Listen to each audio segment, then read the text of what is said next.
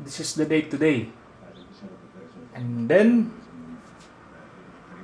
this is my location. I'm in Saudi Arabia. I have observed that outside is very noisy due to the strong winds. And I think this is my door for a window. This is what we see now. Outside is full of dust. It is sandstorm. This is outside the villa.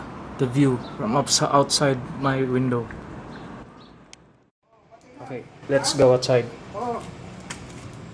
This is Mr. Simon calling his family. Then this is the view outside. Saudi Arabia now is covered with dust because of sandstorm.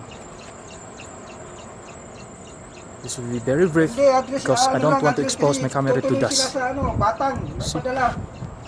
Sorry for that. That's it. This is the noisy man.